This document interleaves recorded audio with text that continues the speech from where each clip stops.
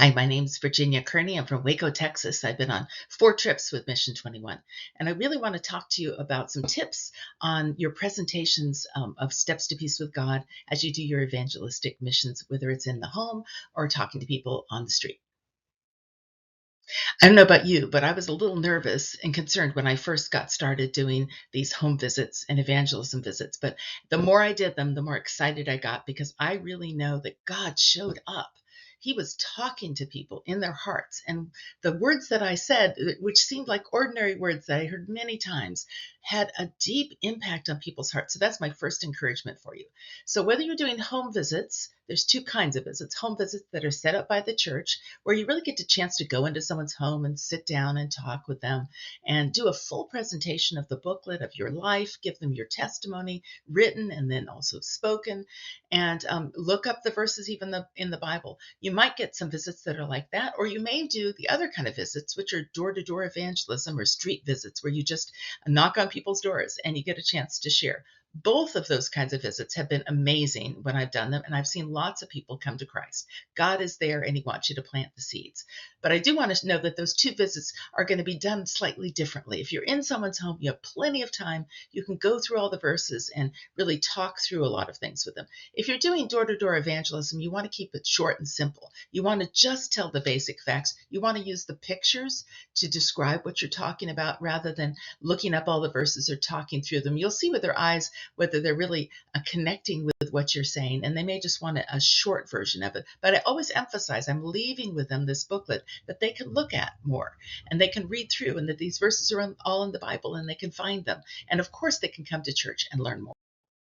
So you need to keep clearly in mind the goal of all your visits. One is to present your testimony and make sure it's clear that it's not really so much about you, it's about Jesus and what He's done in your life. You want to talk about before you knew Jesus, how you were different, how you got to know Him, especially if you're emphasizing the church, because often we're inviting them to church.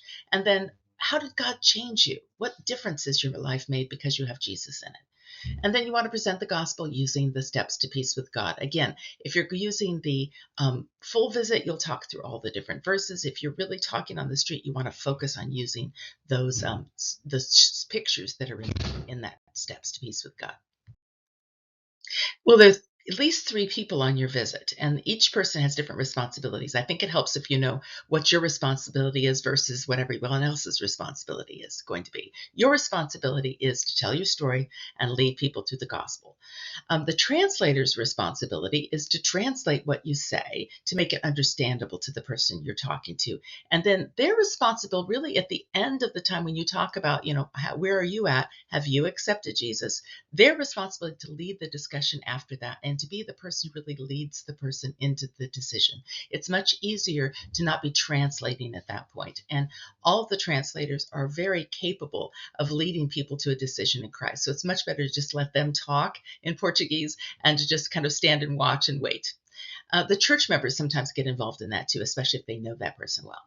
The other things the church member does is they're the ones who take the lead in bringing you to the person and deciding who we're going to be talking to and inviting people to church during the conversation and afterwards, and then also following up with the people. So a lot of things that you don't have to do in this discussion. And so it helps to know that someone else is going to do some of those parts. You don't have to feel that responsibility of doing all of those parts.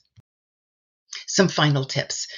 First thing is, I've said before, aim for short, simple, clear. Remember, everything you say is going to have to be translated, which doubles the amount of time it takes. And so you want your sentences to be short and clear. You want to pause at the end of every sentence and let the translator say that to the person, and then keep on going. Now, there's an advantage in that, because as they're translating, it gives you a moment to think and to respond. Don't let distractions derail you. I promise you're going to have distractions of dogs coming in, kids crying, neighbors phoning, all kinds of different things can happen, especially if you're doing a street visit. But don't let them distract you. Just keep on moving through the presentation. It might mean that you need to shorten what you say to make sure that you keep the person until you're able to finish that. But keep that focus on the gospel presentation. Don't let people derail you with theological questions. If they have questions, that's something they can talk to later. at the pastor or the church member. That's not and not counseling decisions either. That's not what this purpose of this visit is. It's to present the gospel, make sure they understand what it is, and they have a chance to choose. So remember, though, my final thoughts are that God knows hearts. He knows your heart. He knows their heart, and He's going to let you plant these seeds. And I know that you're going to be blessed as you do that.